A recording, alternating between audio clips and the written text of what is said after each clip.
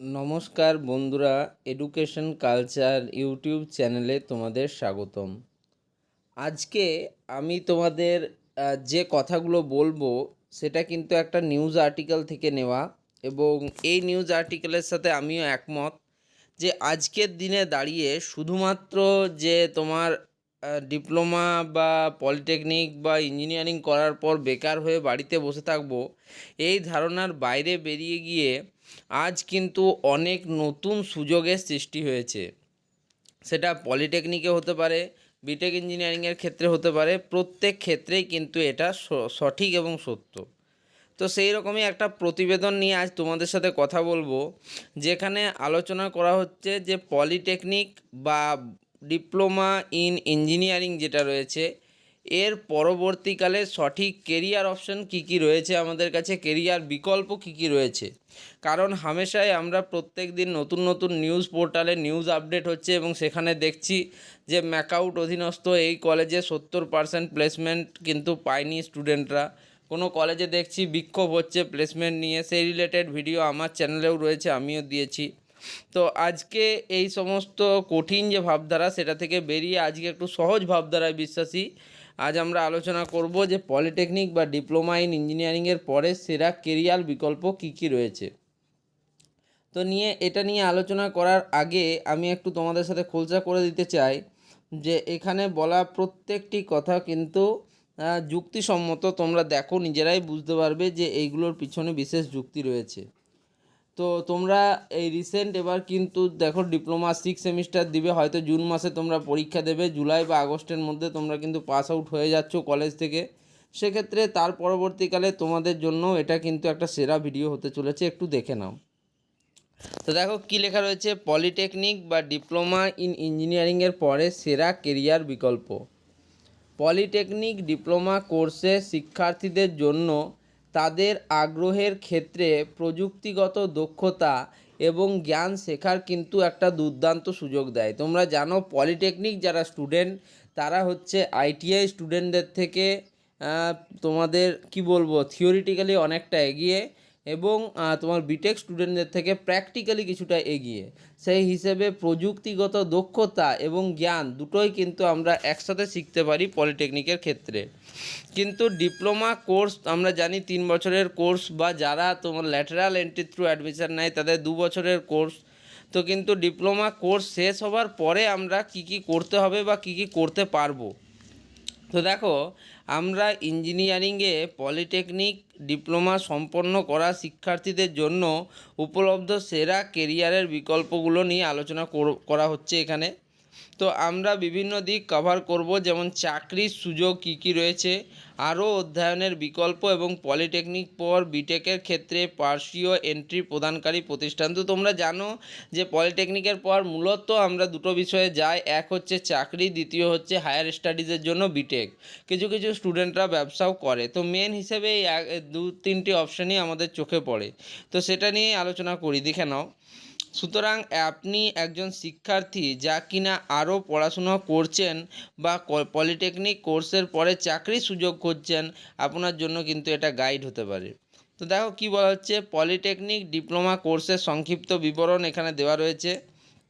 প্রথমে কি বলছে দেখো, পলিটেকনিক বা ডিপ্লোমা কোর্সের মাধ্যমে কারিগরি শিক্ষার্থীদের বিভিন্ন ক্ষেত্রে, যেমন mechanical engineering, computer science and networking এবং কমিউনিকেশন ইঞ্জিনিয়ারিংয়ের ব্যবহারিক জ্ঞান এবং দক্ষতা প্রদান করে। ডিপ্লোমা প্রোগ্রাম শেষ করার পর, যার মধ্যে 3 বছরের ইন্টার্নশিপ এবং সেমিস্টার রয়েছে যা ব্যবহারিক শিক্ষা প্রদান করে, ডিপ্লোমাধারীরা ভারতের শীর্ষ ইঞ্জিনিয়ারিং কলেজগুলির দ্বারা প্রদত্ত বিটেক প্রোগ্রামগুলিতে পার্শ্বীয় প্রবেশের জন্য যোগ্য। তোমরা জানো ল্যাটারাল এন্ট্রি থ্রুতে তোমরা বিভিন্ন বিটেক কলেজে ডাইরেক্ট সেকেন্ড ইয়ারে অ্যাডমিশন নিতে পারবে। এটি তাদের রেলওয়ে, ওএনজিসি এবং বেসরকারি সেক্টরের সুযোগ সহ বিস্তৃত কেরিয়ারের বিকল্প দেয়। পলিটেকনিক বা ডিপ্লোমা কোর্সের যোগ্যতা তোমরা জানো, যে সকল প্রার্থীরা বিজ্ঞান বিষয়ে মাধ্যমিক সম্পন্ন করেছেন তারা পলিটেকনিকে ডিপ্লোমা কোর্সের যোগ্য। কোর্স কারিকুলাম তাত্ত্বিক এবং ব্যবহারিক উপাদান রয়েছে, যা ইঞ্জিনিয়ারিংয়ের ক্ষেত্রে প্রবেশ স্তরের পরীক্ষার জন্য একটি শক্তিশালী ভিত্তি প্রদান করে। ডিপ্লোমা সম্পূর্ণ করা ম্যানুফ্যাকচারিং, কনস্ট্রাকশন বা ডিজাইন কেরিয়ারের সুযোগ খুলে দেয়। স্নাতকরাও বিভিন্ন engineering computer science, communication engineering ইত্যাদিতে বিশেষজ্ঞ, এগুলো খুব একটা প্রয়োজন নেই। ওকে, তো দেখো এবারে কি বলা হচ্ছে যে পলিটেকনিক বা ডিপ্লোমা কোর্সেস বিশেষীকরণ কি বলছে। বলছে দেখো, পলিটেকনিক বা ডিপ্লোমা কোর্সগুলি যান্ত্রিক, বৈদ্যুতিক, সিভিল এবং কম্পিউটার বিজ্ঞানের ক্ষেত্রগুলিতে বিশেষত্বের একটি পরিসীমা প্রদান করে। এই বিশেষীকরণগুলিতে পলিটেকনিক কোর্স সম্পূর্ণ করা শিক্ষার্থীদের জন্য অন্যান্য কর্মজীবনের সম্ভাবনা প্রদান করে। একজনের আগ্রহ এবং কর্মজীবনের লক্ষ্যগুলির ওপর ভিত্তি করে একটি নির্দিষ্ট কিন্তু কেরিয়ার গড়ার যথেষ্ট সুযোগ রয়েছে বা কর্মসংস্থান প্রদানের সুযোগ রয়েছে। কিন্তু পলিটেকনিক ডিপ্লোমা কোর্সের ব্যবহারিক হাতে কলমে প্রশিক্ষণের সংশ্লিষ্ট ক্ষেত্রে বাস্তব বিশ্বের অ্যাপ্লিকেশন সাহায্য করে। দেখো এবারে এখান থেকে আমরা একটু জেনে নিই, কোর্স সম্পন্ন করা স্নাতকদের জন্য বিভিন্ন কর্মজীবনের পথ খুলে দেয়। ম্যানুফ্যাকচারিং, কনস্ট্রাকশন এবং টেকনোলজির মতো খাতে চাকরির সুযোগ রয়েছে। গ্র্যাজুয়েটরা জুনিয়র ইঞ্জিনিয়ার, টেকনিক্যাল অ্যাসিস্ট্যান্ট বা মান নিয়ন্ত্রক পরিদর্শকের মতো ভূমিকা বেছে নিতে পারেন। বিকল্পভাবে তারা কিন্তু ফ্রিল্যান্সার হিসেবে কাজ করতে পারেন এবং তাদের ব্যবসা শুরু করতে পারেন। ব্যাচেলার ডিগ্রি বা বিশেষত কোর্সের মাধ্যমে আরও শিক্ষা গ্রহণ করে কেরিয়ারের সম্ভাবনাকে বাড়িয়ে তুলতে পারেন। ওকে, দক্ষ প্রযুক্তিগত পেশাদারদের ক্রমবর্ধমান চাহিদার কারণে এই ক্ষেত্রটি যথেষ্ট চাকরির সুযোগ রয়েছে। তাছাড়া পলিটেকনিক বা ডিপ্লোমা কোর্সে স্নাতকদের নির্মাণ বা ইলেকট্রনিক্সের মতো বিভিন্ন সেক্টরে কেরিয়ারের অনেক সুযোগ রয়েছে। তারা টেকনিশিয়ান এবং প্রম্পটার হতে পারে, ড্রাফটার হতে পারে বা ক্যাড অপারেটর মাধ্যমে কাজ করতে পারে। সার্টিফিকেট প্রোগ্রামের মাধ্যমে উচ্চশিক্ষা গ্রহণ করা বা স্নাতক ডিগ্রি অর্জনে তাদের কেরিয়ারের সম্ভাবনা এবং উপার্জনের সম্ভাবনাকে উল্লেখযোগ্যভাবে বৃদ্ধি করে। তো যাই হোক, এখানে দেখে 2-3টে জিনিসই তোমাদের বুঝতে পারলাম যে এনারাও যে তোমাদের দিকগুলির কথা বলেছেন, তার মধ্যে প্রথমেই হচ্ছে তোমার বিভিন্ন ধরনের বেসরকারি এবং সরকারি ক্ষেত্রে পলিটেকনিক স্টুডেন্টদের অগ্রাধিকার। দ্বিতীয় বিষয় হচ্ছে বিটেক বা সরাসরি তোমাদের উচ্চশিক্ষার জন্য ইঞ্জিনিয়ারিং শাখায় প্রবেশ, বৃহত্তর ইঞ্জিনিয়ারিং শাখায়। এবং তৃতীয় হচ্ছে ফ্রিল্যান্সার হিসেবে বা অন্যান্য ক্ষেত্রে নিজের জব শুরু করে ব্যবসায় সেটেল হওয়া। এই 3-4টে কিন্তু উপায় রয়েছে। না সেক্ষেত্রে কি বলা হচ্ছে, দেখো একজন polytechnic engineer diploma civil, mechanical, electrical এবং অন্যান্য ক্ষেত্রে সুযোগ খুলে দেয়। সাধারণ কর্মজীবনের পথের মধ্যে রয়েছে প্রকৌশল, তত্ত্ববিধান এবং প্রযুক্তিগত ভূমিকা। আরও শিক্ষার বিকল্পগুলির মধ্যে একটি স্নাতক ডিগ্রি অর্জন করা বা সরকারি বা উদ্যোক্তায় কাজ করা অন্তর্ভুক্ত। বর্তমানে কোন শিল্প বা সেক্টর প্রকৌশলে পলিটেকনিক ডিপ্লোমা সহ ব্যক্তিদের খোঁজ করে।